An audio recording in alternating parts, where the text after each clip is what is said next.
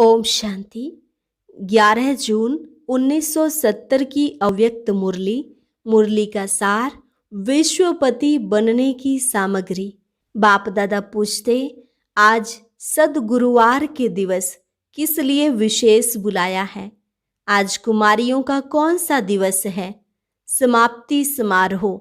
समाप्ति समारोह नहीं है, लेकिन आज का सदगुरुवार का दिन विश्वपति बनने की शुभ अविनाशी दशा बैठने का दिवस है।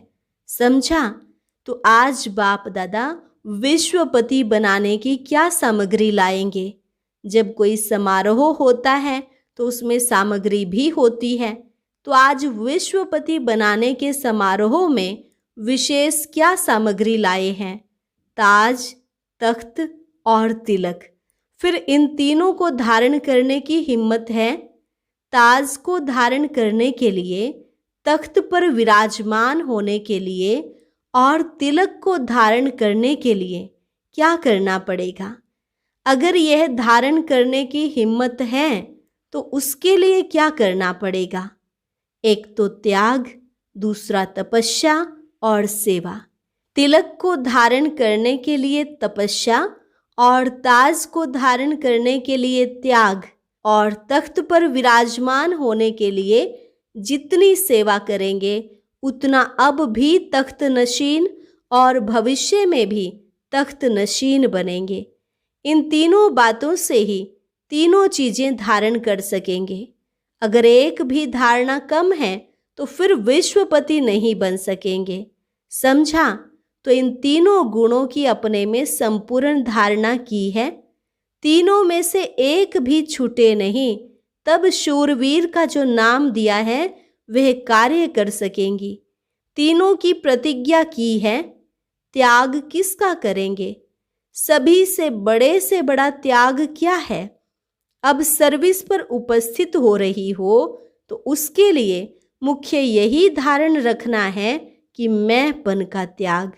मैंने किया, मैं यह जानती हूँ, मैं यह कर सकती हूँ, यह मैंपन का जो अभिमान है उसका त्याग करना है।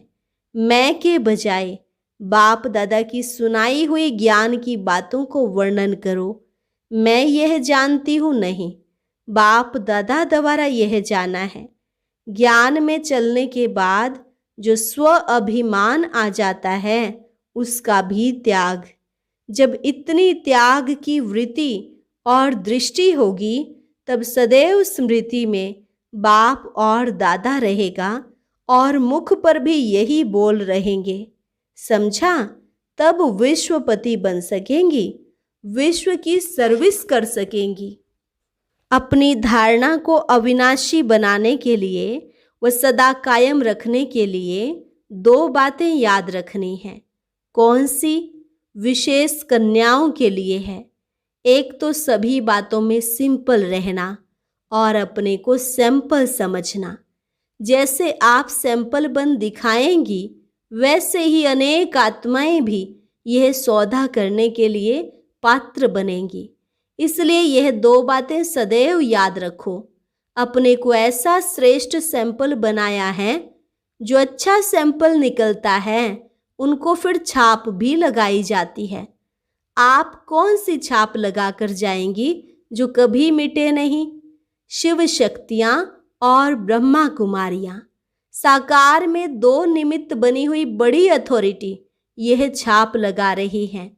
इसलिए यह याद रखना कि मिटेंगे लेकिन कब हटेंगे नहीं।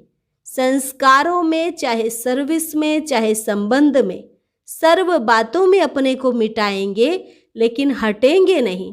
हटना कमजोरों का काम है।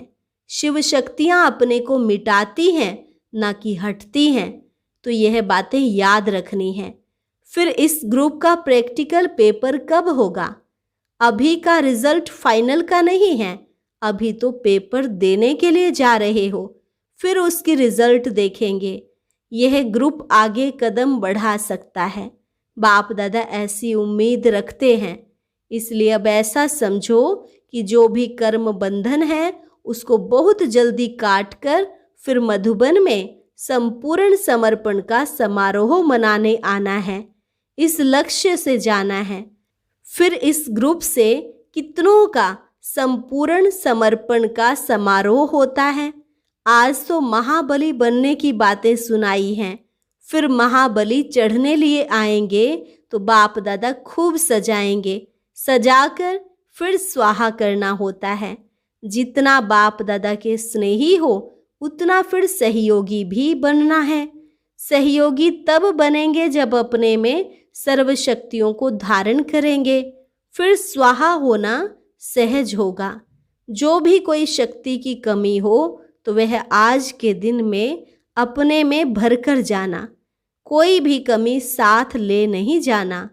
अभी सिर्फ हिसाब किताब चुकतू करने जाते हो, सर्व शक्तियाँ अपने में भरकर जाएंगे तब तो चुकतू कर सकेंगे ना।